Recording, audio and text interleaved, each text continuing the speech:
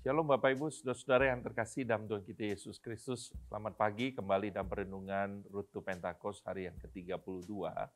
Dan kita akan merenungkan buah roh, Saudara-saudara, dari Galatia pasal 5 ayat 22-23. Dan khususnya yaitu sukacita yang kita akan bicarakan.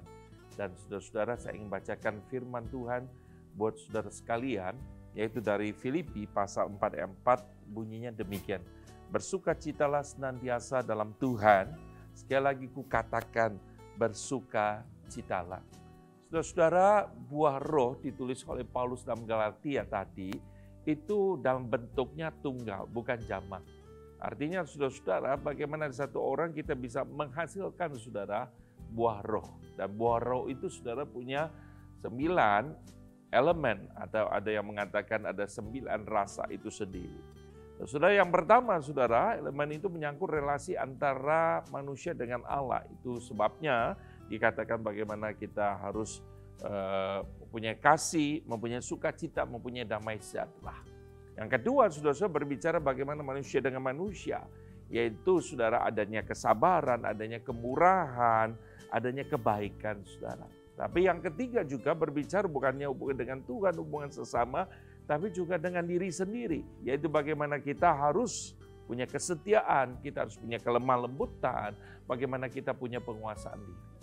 Nah, saudara, kita akan fokus tentang sukacita, saudara-saudara. Sangat menarik sekali lagi. Paulus berkata, bersukacitalah senantiasa dalam Tuhan. Sekali lagi kukatakan, bersukacitalah, saudara. Saudara, sukacita itu tidak sama dengan having fun, saudara. Atau saudara berkaitan dengan temperamen orang itu, saudara-saudara, yang riang, maka kita berkata ini orang bersukacita. Saudara-saudara, kita jangan punya satu konsep sukacita yang keliru, yang salah, saudara-saudara. Saudara yang terkasih dalam Tuhan, jangan juga sebenarnya kita kehilangan sukacita, saudara.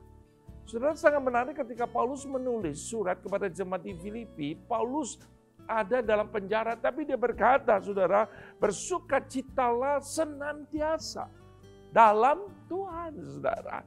Sekali lagi kukatakan bersukacitalah. Bagaimana orang di penjara yang saudara-saudara tidak enak, tidak nyaman saat itu, saudara sangat menderita, tapi dia bisa berkata bersukacitalah senantiasa dalam Tuhan, saudara.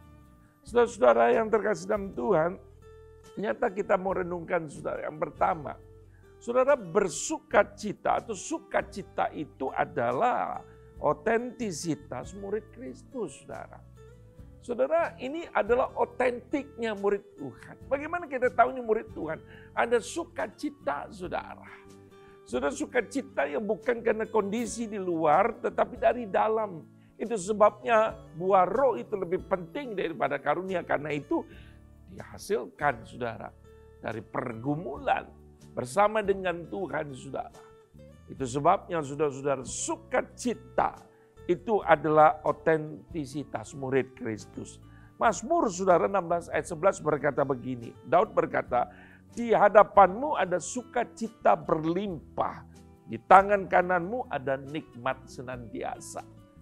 Saudara-saudara, di hadapanmu ada sukacita berlimpah, dan di tangan kananmu ada nikmat senantiasa.